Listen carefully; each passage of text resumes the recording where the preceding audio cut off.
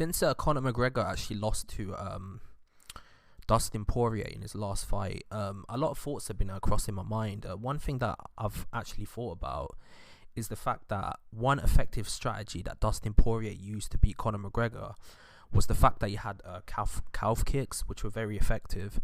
It slowed down McGregor and actually made him more susceptible to be caught with Dustin Poirier's hands, with his right hand and his left hook and stuff. So my thought is this, right? If you look at Conor McGregor's fight, there's one aspect of his game which is very vulnerable, which is he's very susceptible to leg kicks. Even if you look at the Nate Diaz fight, Nate Diaz was landing quite a few leg kicks on him. There's one fighter that I think might have beaten Conor McGregor in the past, and that's actually Edson Barbosa. If you look at Edson Barbosa is a fighter who relies heavily on leg kicks. But there's another fighter that actually blew Conor McGregor up, and that was actually Jose Aldo. After Conor McGregor beat Jose Aldo, his superstardom went to another level. Now, the ironic thing is, if Jose Aldo didn't let Conor McGregor get into his head the way he did, it's very difficult to do that when Conor McGregor was trolling him the way he did. There's a very high likelihood if he kept his cool and he fought the way he usually fights, which is loads of leg kicks and obviously his striking ability and his takedown defense and all of that, he may have beaten McGregor if you think about it.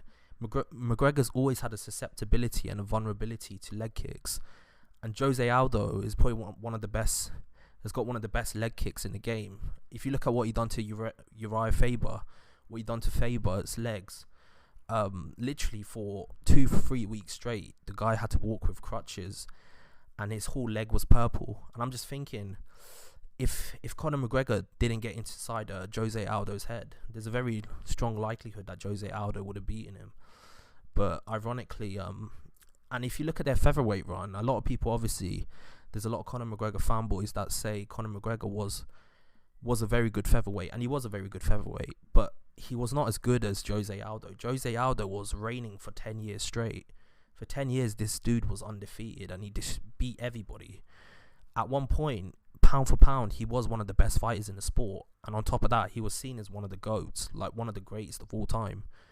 In terms of legacy, you could make a case that Jose Aldo, in terms of pure legacy-wise, is a better fighter than Conor McGregor, even though he did lose to him. So yeah, that's just my thoughts.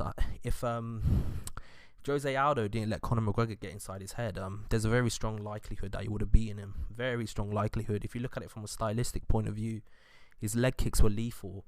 And you see that Conor McGregor had a problem with Dustin Poirier's leg kicks, his calf kicks. And on top of that, even the Nate Diaz fight, Nate Diaz caused a lot of problems to McGregor with his leg kicks. So putting that all on our side, just thinking about it, Jose Aldo had way better leg kicks than Nate Diaz and Dustin Poirier.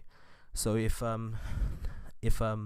Jose Aldo didn't let Conor McGregor get inside his head and he got inside a rhythm and he started letting go of his leg kicks, and I know this was prime McGregor who was very hungry, I still think he would have lost to Jose Aldo. So yeah, that's my thoughts on the matter. Tell me what you think below in the comment section. Obviously, like and subscribe. I've got a lot more content coming your way. Peace out.